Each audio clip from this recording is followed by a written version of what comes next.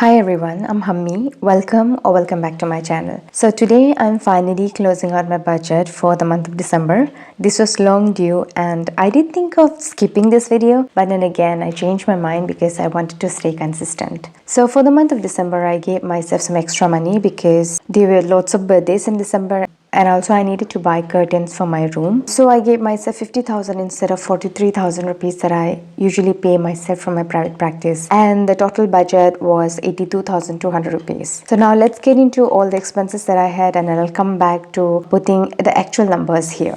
The first category, like always, is my savings and investment, and I gave myself 9%. 9% as in I usually pay myself 43,000 from my private practice, and then my salary amount is 32,200, and therefore the total budget that I have for every month is 75,200 rupees. And from this amount, I always give myself 10% into my savings and investment, that is 7,520 rupees. So even though in December I gave myself more and the total amount was 82,200, I choose to give myself the same amount that I give every month into the savings and investment category, and that amount is 9% of the amount that I was budgeting with. So into emergency fund I budgeted 100. It was the same. SIP 1 got 1100 as budgeted, SIP 2 got 1000, and provident fund was 5320, which is the same. So there was no difference here. The total is also same and the percentage is also same.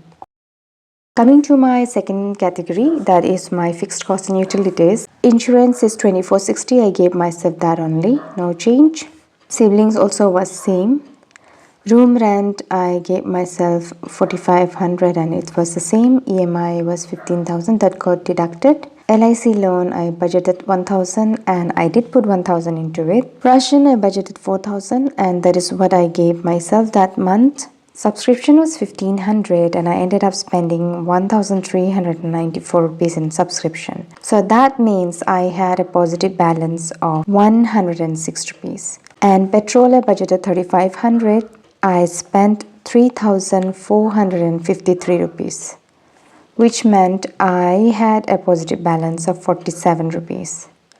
For hair category, I had budgeted 500, but I did not color my hair in the month of December, and so there was no expense, and I had the whole amount remaining by the end of the month. For food and groceries, I gave myself 7,000, but I ended up spending 5,969 rupees. So I had a remaining balance of 1,031 rupees. And for workwear, I had budgeted 3,000 and I did put 3,000 rupees into my workwear category. That does not mean I spend the whole amount. I just put it there because workwear is a recurring category and I carry over whatever is remaining into the next month. So there's no difference here as well. Let me put this also. There was no difference in all of these categories because whatever I had budgeted is what I put into it. Now, when I do the math, this total adds up to 41,776 rupees, which is 50% of the amount that I'm budgeting with. Now coming to my sinking funds, for my car maintenance I had budgeted 1,000. I did put 1,000 here, so no difference. Health and medical also I budgeted 1,000.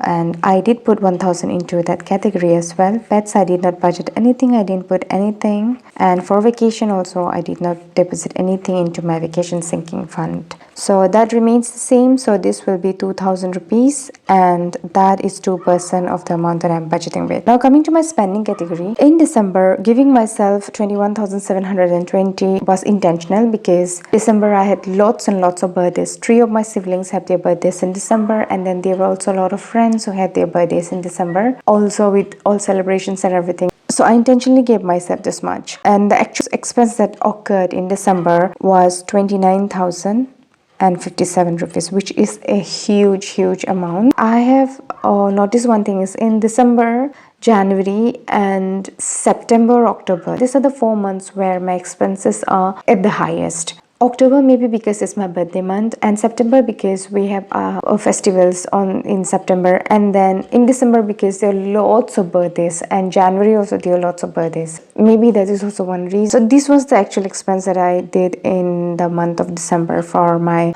guilt-free spending category, and 29,057 rupees is 35% of the amount that I am budgeting with. And then I gave myself 7,500 for a project.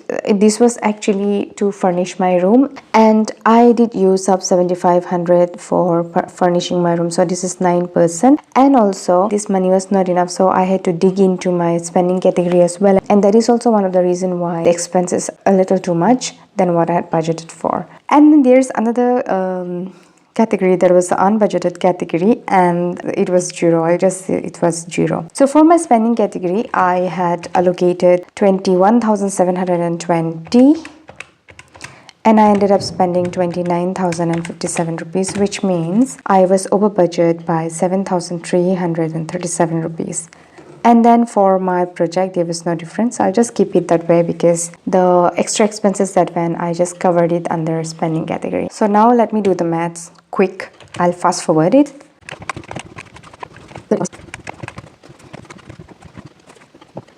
The amount that I budgeted was 82,200 rupees, but the actual expense that occurred was a total of 87,853 rupees. And the difference that I have is I had a positive balance of 1,684 rupees out of these 4 categories that I had some remaining money. And then for my spending, I was over budget by 7,337. So I subtracted 1684 from here, and the over budget amount that I have is 5,653 rupees. So that means the actual money that I used to function for the whole month was, from my salary I got 32,200, and then from my private practice, instead of 50,000, I had actually, see, this is what I had budgeted with, and I had to again take another 53 rupees, 5,653 rupees to cover for the over budget amount. So that is what I took. The actual budget was this. So this plus 32,200, that gives 87,853 rupees.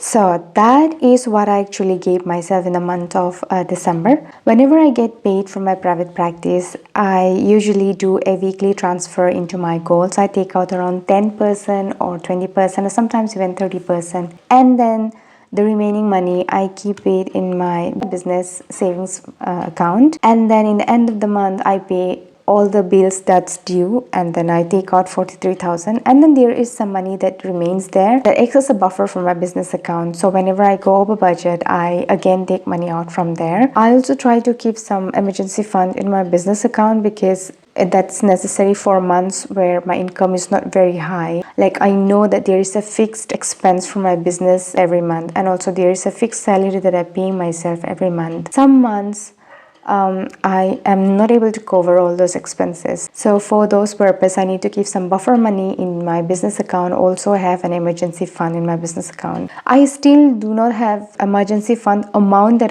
I want to have for myself, both in my personal emergency fund as well as in my business emergency fund. But I'm slowly working towards it. I keep contributing a little bit into both of those. First of all, the priority for me is to pay off my loans. I just want to get over with that. But I'm also not trying to rush too much because that makes me overwhelmed. And this is quite tricky where you are juggling your business. You want to grow in your business as well as you want to have a more fuller and healthier life. 2025 is a year where I want to be really very intentional. 2025 is also the year where I want to work on my health because I have been working for the past 10-11 years, and I have been this person who have been working, going. And now people look at me as this person who is always busy. My social life is totally cut off, and then I'm also starting to have health issues. So I want to be really, really intentional. I think I'll be talking about being intentional throughout this year because this is something I really want to do. So